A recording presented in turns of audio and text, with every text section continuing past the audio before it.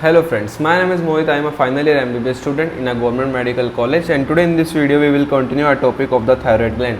Last video जो थी thyroid gland के ऊपर, उसमें मैंने आपको उसका इंट्रोडक्शन वाला पार्ट क्लियर किया था, उसका वेट, उसके डायमेंशंस, देन उसके पार्ट्स के बारे में बताया था, जिसमें हमने ये वाला डायग्राम देखा था कि जो हमारा थायराइड ग्लैंड होता है उसके दो लोब्स होती हैं, ठीक है, एक राइट लोब एक लेफ्ट लोब, दोनों लोब बीच में जुड़ी होती है इस्थमस के थ्रू, एंड एक और एक्स्ट्रा लोब प्रेजेंट हो सकती है जो इस्थमस के अपर पार्ट से, अपर बॉर्डर से अराइज होती है, जिसको हम बोलते हैं पिरामिडल लोब। ये सारी बातें हमने लास्ट वीडियो में की थी।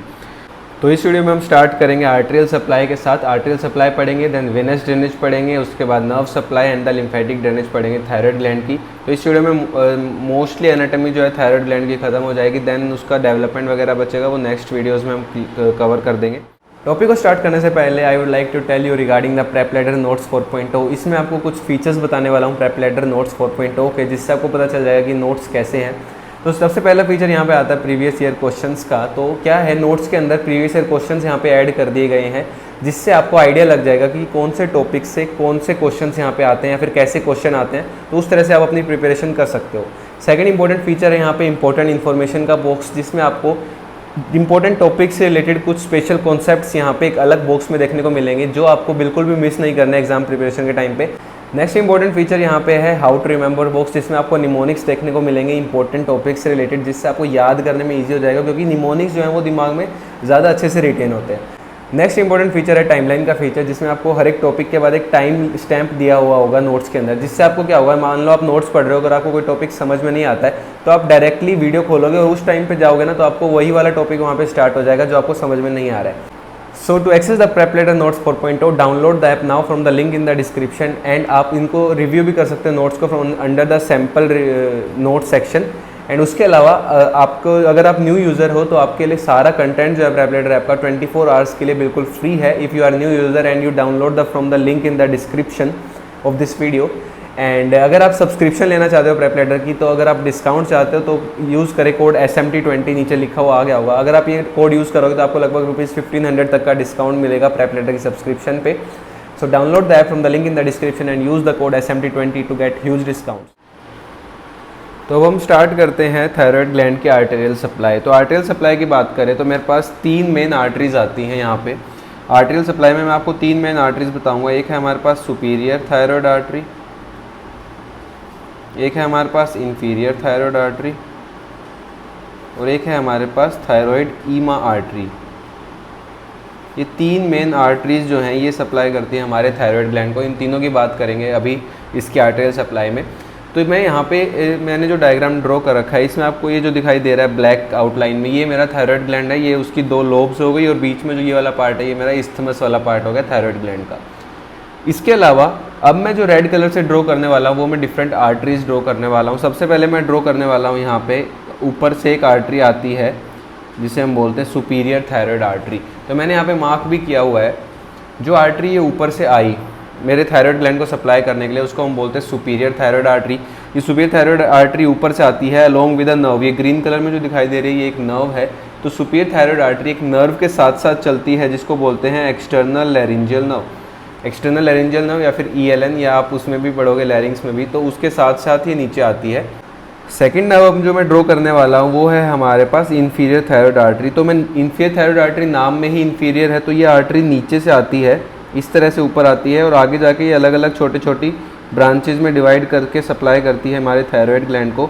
उसके अलावा ये आर्टरी एक ब्रांच देती है जो जाती है पैराथायराइड ग्लैंड के पास भी। तो ये जो ब्लैक कलर में मैंने बना रखा है ये है मेरा पैराथायराइड ग्लैंड, और जो मैंने रेड कलर में अभी अभी यहाँ पे ड्रॉ किया था ये वाली आर्टरी है मेरी इंफीरियर थायराइड आर्टरी। तो एक चीज़ आपने देख ली होगी कि जो नाम पड़ा है इनका सुपीरियर एंड इंफीरियर, वो इनके कहाँ से आ रहे हैं उसी बेसिस पे पड़ा है। एक आर्टरी जो थायराइड ग्लैंड को ऊपर से सप्लाई करते हैं उसको बोले सुपीरियर थायराइड आर्टरी, एक जो नीचे से सप्लाई करते हैं उसको बोलते हैं इंफीरियर थायराइड आर्टरी। दूसरी बात, जो सुपीरियर थायराइड आर्टरी है वो एक नर्व के साथ आते हैं, जिसमें हमने बोला एक्सटर्नल लैरिंजियल नर्व। इसी तरह से इंफीरियर थायराइड आर्टरी के अलोंग में आपको एक ग्रीन कलर में नर्व दिखाई दे रही होगी, इसको हम बोलते हैं रिकरेंट लैरिंजियल नर्व या फिर RLN। ये नर्व जो आप लैरिंग्स में पढ़ोगे, क्योंकि ये लैरिंग्स को सप्लाई करते हैं बेसिकली। तो ये नर्व्स के अलोंग ही हमारी आर्टरीज आती हैं। Superior thyroid artery comes along with the external laryngeal nerve and inferior thyroid artery comes along with the recurrent laryngeal nerve. तो 2 आर्टरी हमारे पास होगी। कभी कभी क्या होता है कि एक और आर्टरी यहाँ पे आती है और सप्लाई करती है, जैसे नीचे से एक और आर्टरी आ रही है, ये आर्टरी आगे सप्लाई करती है हमारे थायराइड ग्लैंड को। इस आर्टरी को हम बोलते हैं थायराइड ईमा आर्टरी। तो ये वाली जो मैंने आर्टरी बनाई है ये है हमारे पास थायराइड ईमा आर्टरी, जो नीचे से स्टार्ट होती है और इस तरह से सप्लाई करती है हमारे थायराइड ग्लैंड को। तो तीनों आर्टरी मैंने यहाँ पे ड्रॉ कर दी, superior thyroid artery, inferior thyroid artery and the thyroid ima artery. अब इसकी एक बार थ्योरी वाला पार्ट देख लेते हैं कि सुपीरियर थायराइड किसकी ब्रांच है, इंफीरियर थायराइड किसकी ब्रांच है एंड थायराइड ईमा आर्टरी किसकी ब्रांच है। उससे पहले ये बता दूं कि जो ये वाला डायग्राम था ये हम सामने से देख रहे हैं, ठीक है, सामने से हमारे थायराइड ग्लैंड को देख रहे हैं। सुपीरियर थायराइड आर्टरी की यहाँ पे बात करें तो superior thyroid artery is a branch of external carotid artery. अब आपको कैसे पता चलेगा, मान लो नेक डायसेक्शन आप कर रहे हो तो आपको कैसे पता चलेगा कि वो सुपीरियर थायराइड आर्टरी मतलब वो एक्सटर्नल कैरोटिड आर्टरी है या इंटरनल कैरोटिड आर्टरी है। तो एक्सटर्नल कैरोटिड आर्टरी जो है वो नेक में ब्रांचेस देती है, लेकिन जो इंटरनल कैरोटिड आर्टरी है वो नेक में कोई भी ब्रांच नहीं देती है। ये बात याद रखना कि एक्सटर्नल कैरोटिड आर्टरी नेक में ब्रांचेस देती है, उसका एक ब्रांच है सुपीरियर थायराइड आर्टरी, जबकि इंटरनल कैरोटिड आर्टरी जो है वो नेक में कोई ब्रांच नहीं देती, जिससे हम डिफ्रेंशिएट कर सकते हैं कि नेक में अगर हम डायसेक्शन करें तो कौन सी एक्सटर्नल कैरोटिड है, कौन सी इंटरनल कैरोटिड है, ठीक है। तो superior thyroid artery is a branch of external carotid artery, ठीक है, इतनी बात होगी। It runs downwards and forwards in close relation to the external laryngeal nerve. ये बात भी मैंने बता दी कि ऊपर से नीचे की तरफ आती है और ये किसके क्लोज रिलेशन में होती है, एक्सटर्नल लैरिंजियल नर्व के। At the upper pole artery divides into the anterior and the posterior branches. अब इस बात को समझने के लिए पिछली वीडियो में मैंने एक डायग्राम दिखाया था, वही मैं यहाँ पे दोबारा दिखाने वाला हूँ। तो ये हमारा साइड व्यू है, ठीक है, सजाइटल सेक्शन हम देख रहे हैं थायराइड ग्लैंड का। तो ऊपर से जो आपको ये आर्टरी आते हुए दिखाई दे रही है, ऊपर से आ रही है नीचे की तरफ एंड फॉरवर्ड जा रही है। तो अभी मैंने बोला सुपीरियर थायराइड आर्टरी जो है वो ऊपर से नीचे की तरफ आती है एंड फॉरवर्ड जाती है। और अपर पोल जो है यहाँ पे देखो, यहाँ पे मैंने लिखा हुआ है एट द अपर पोल। तो ये जो है मेरा थायराइड ग्लैंड का अपर पोल है। Upper pole of the thyroid gland पे सुपीरियर थायराइड आर्टरी आई ऊपर से नीचे और यहाँ पे आके ये डिवाइड कर जाती है दो ब्रांचेज में। तो superior thyroid artery gives two branches at the upper pole of the thyroid gland. एक ब्रांच थायराइड ग्लैंड के आगे की तरफ चली जाती है, एक पीछे की तरफ चली जाती है। तो आगे पीछे से इनका नाम है, जो ब्रांच आगे की तरफ जाती है उसको बोलते हैं anterior branch of the superior thyroid artery, जो पीछे से जाती है उसको बोलते हैं posterior branch of the superior thyroid artery. तो सुपीरियर थायराइड आर्टरी की दो ब्रांचेज हैं, एक एंटीरियर ब्रांच और एक पोस्टीरियर ब्रांच। तो यही बात यहाँ पे मैंने लिखी हुई है, at the upper pole artery divided into anterior and the posterior branches. उसके बाद मैंने यहाँ पे एक्सप्लेन किया है एंटीरियर ब्रांच को और पोस्टीरियर ब्रांच दोनों को। पहला पॉइंट यहाँ पे बिल्कुल ही ईजी है, क्योंकि मैंने अभी आपको बताया एंटीरियर ब्रांच थायराइड ग्लैंड के आगे की तरफ से आती है। तो anterior branch descends on the anterior border of the thyroid gland and continues along the upper border of the isthmus। Anterior border से के अलोंग ये आगे आती है, नीचे की तरफ आती है एंटीरियर ब्रांच, और उसके बाद ये आगे आके अपर बॉर्डर ऑफ द isthmus के अलोंग कंटिन्यू हो जाती है। ये देखो ऊपर से नीचे आई और ये देखो ये वाला पार्ट है, ये isthmus वाला पार्ट है, तो इसके अलोंग ये कंटिन्यू हो जाती है, ठीक है,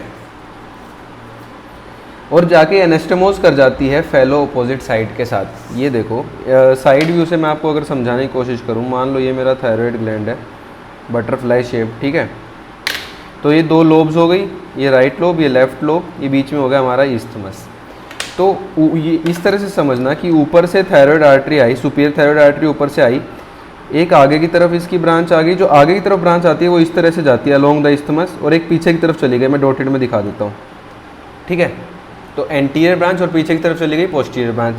इसी तरह इधर भी एक सुपीरियर थायराइड आर्टरी होगी लेफ्ट साइड की, उसकी भी एक आगे की तरफ आएगी और एक पीछे की तरफ चली जाएगी, पीछे मैंने डॉटेड में दिखा दिया। अब जो एंटीरियर ब्रांच है सुपीरियर थायराइड आर्टरी की, वो दूसरी साइड की जो एंटीरियर ब्रांच है सुपीरियर थायराइड आर्टरी की, उसके साथ जाके एनास्टोमोस कर जाती है इस तरह से। तो यही मैंने यहाँ पे लिखा हुआ है, anterior branch descends on the anterior border and continues along the upper border of isthmus। ये isthmus का अपर बॉर्डर था, उसके along anterior branch of the superior thyroid artery को उसके अलोंग चलती है, और जो दूसरी साइड की सुपीरियर थायराइड आर्टरी है उसकी जो एंटीरियर ब्रांच है उसके साथ जाके एनास्टोमोस कर जाती है। तो यही लिखा हुआ है, anastomose with its fellow of the opposite side. तो इस तरह से दोनों सुपीरियर थायराइड आर्टरी की एंटीरियर ब्रांच यहाँ पे एनास्टोमोस कर जाती हैं upper border of the isthmus पे, ठीक है। पोस्टीरियर ब्रांच की बात करें तो posterior branch descends on the posterior border and anastomosis with the ascending branch of the inferior thyroid artery. इस पॉइंट को समझने के लिए पहले हमें इंफीरियर थायराइड आर्टरी पढ़ना पड़ेगा, तो चलते हैं इंफीरियर थायराइड आर्टरी की तरफ। तो सुपीरियर थायराइड लगभग खत्म हो गया है।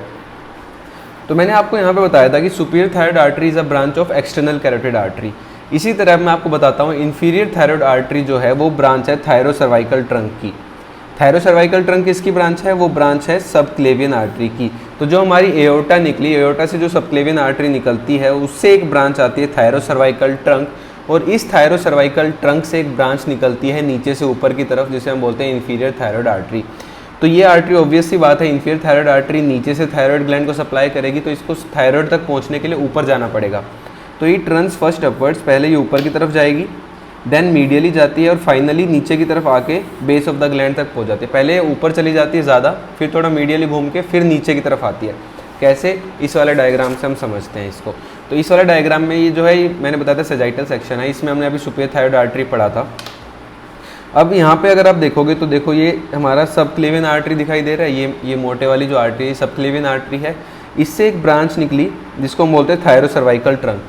इस थायरोसर्वाइकल ट्रंक से यहाँ पे एक ब्रांच निकलती है इन्फीरियर थायराइड आर्टरी।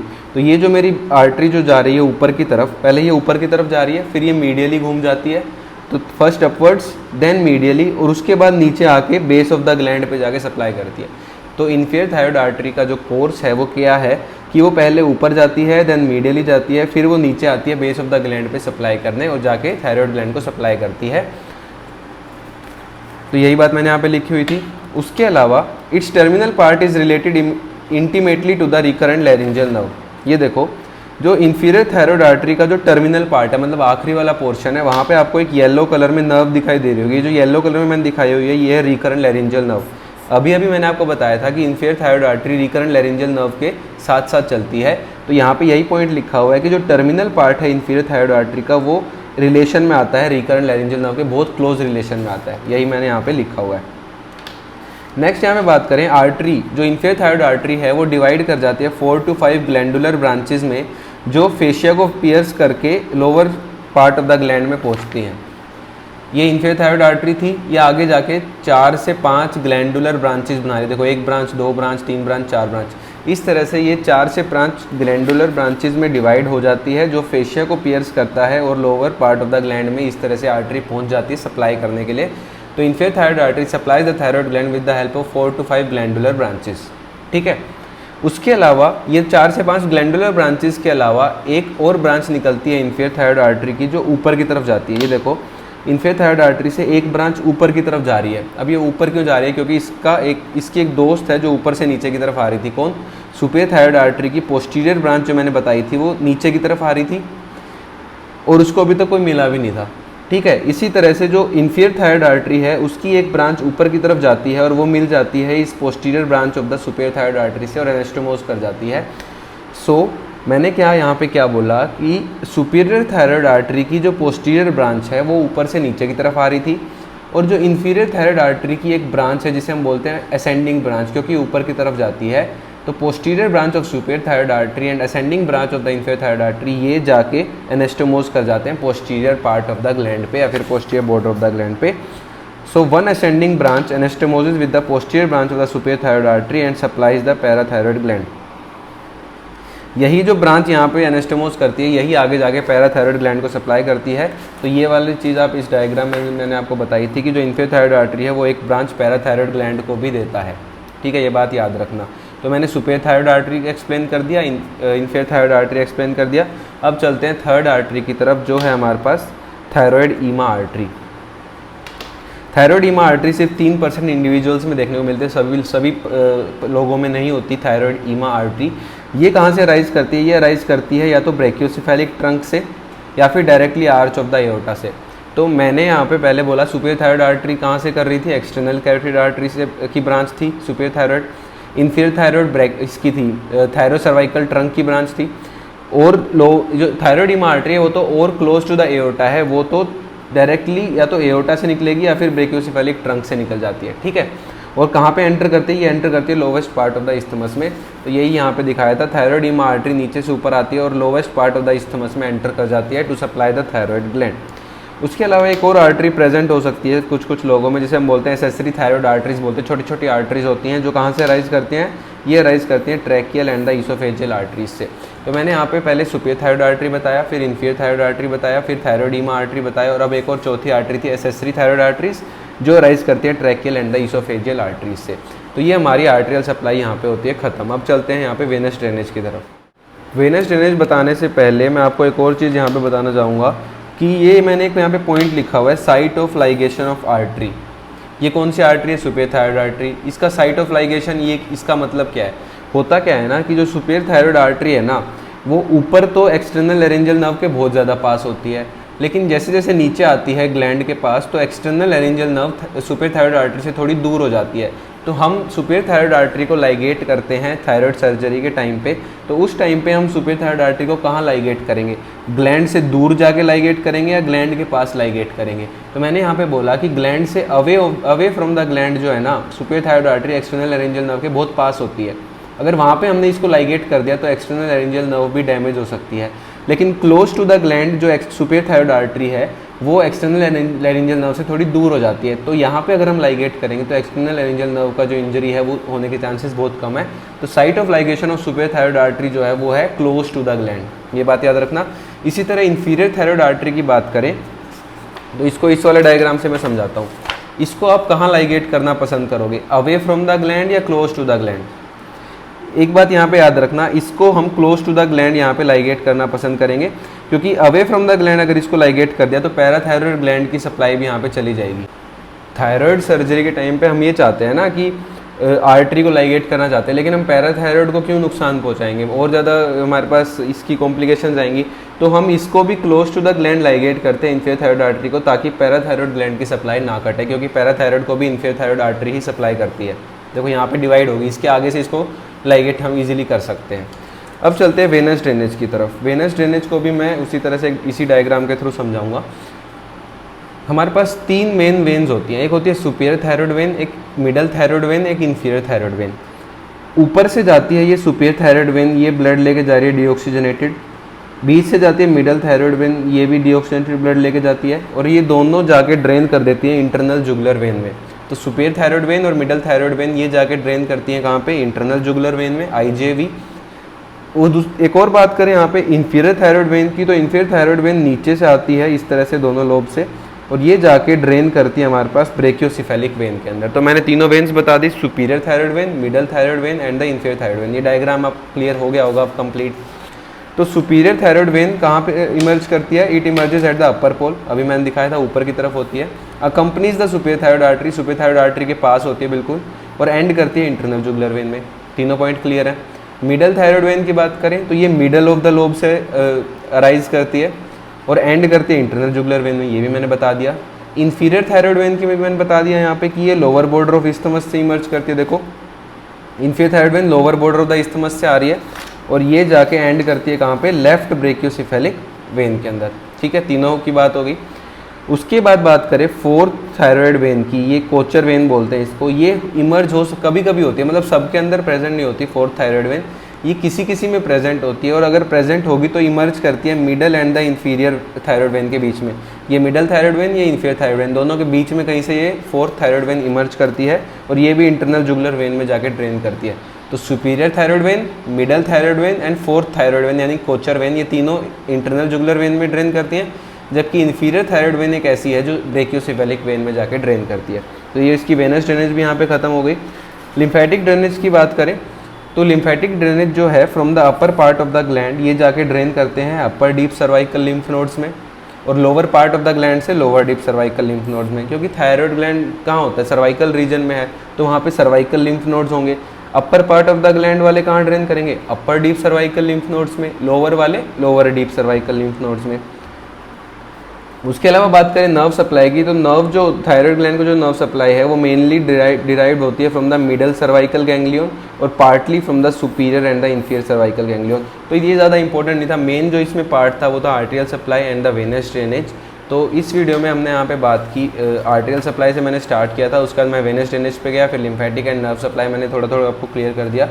तो अगर आपको ये वीडियो अच्छी लगी तो लाइक करना, चैनल को सब्सक्राइब करना, वीडियो को शेयर कर देना। नेक्स्ट वीडियो में हम बात करेंगे development of the thyroid gland के बारे में एंड इसके कैप्सूल्स के बारे में, और चौथी वीडियो में इसके क्लिनिकल एनाटॉमी पढ़ देंगे। So please like the video and do subscribe the channel and do share the video to your college mates. तो मिलते हैं जल्दी नेक्स्ट वीडियो में, तब तक के लिए बाय।